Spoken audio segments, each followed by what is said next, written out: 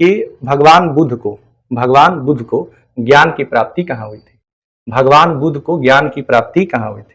याद रखेंगे, भगवान बुद्ध जिनका जन्म नेपाल में हुआ था, नेपाल के लुम्बिनी में इनका जन्म 563 ईसा पूर्व हुआ था। ठीक है, इनके जो प्रिय शिष्य थे जिनका नाम आनंद था, तो भगवान बुद्ध का को ज्ञान की प्राप्ति हुआ था बोध गया में वट वृक्ष के नीचे। ठीक है, वट वृक्ष के नीचे, जिसे बरगद का पेड़ कहा जाता है, बरगद का पेड़ कहा जाता है।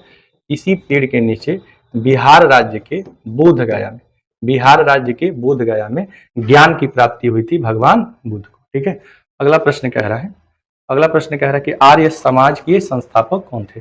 आर्य समाज के संस्थापक कौन थे? तो आर्य समाज के संस्थापक थे स्वामी दयानंद सरस्वती।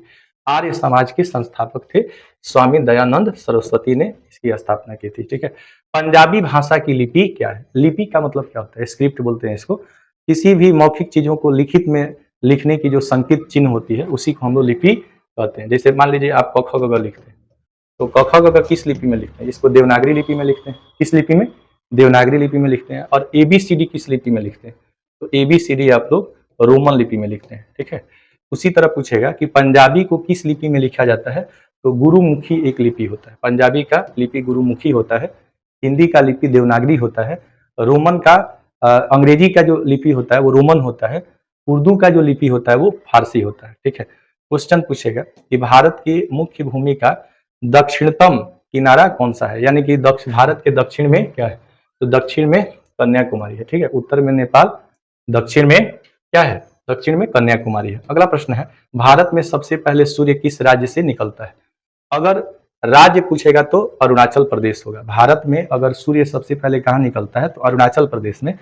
लेकिन अगर पूछेगा कि किस देश में निकलता है, ठीक है, विश्व में सबसे पहले कहाँ पे सूर्य निकलता है, तो इसका आंसर हो जाएगा Japan. Japan is known as the land of rising sun. The land of rising sun के नाम से जापान को जाना जाता है। ठीक है, आपने सुना होगा मधुमेह, जिसको डायबिटीज कहते हैं।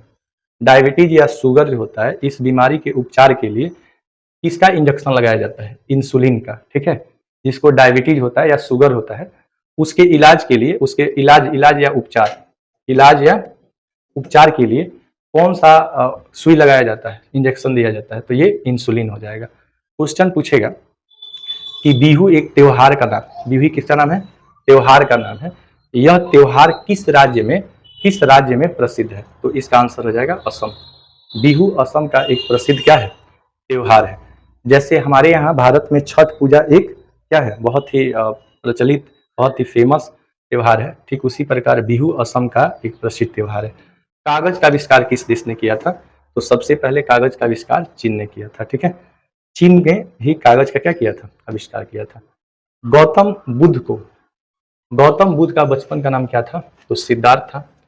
मोहनदास करमचंद गांधी के बचपन का नाम मोहन था। ठीक है, और आपको बता दें कि यहाँ पे कह रहा है कि गौतम बुद्ध का बचपन का नाम क्या था? सिद्धार्थ था। गौतम सिद्धार्थ का नाम आपने सुना होगा। 563 ईसा पूर्व इनका जन्म नेपाल के लुम्बिनी में हुआ था और सत्य की खोज में इन्होंने घर द्वार त्याग करके और घर से निकल गए।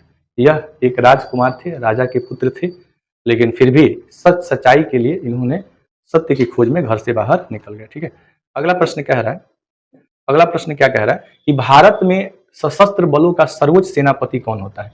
तो राष्ट्रपति होता है। ठीक है, भारत में सशस्त्र बलों का सर्वोच्च सेनापति कौन होता है?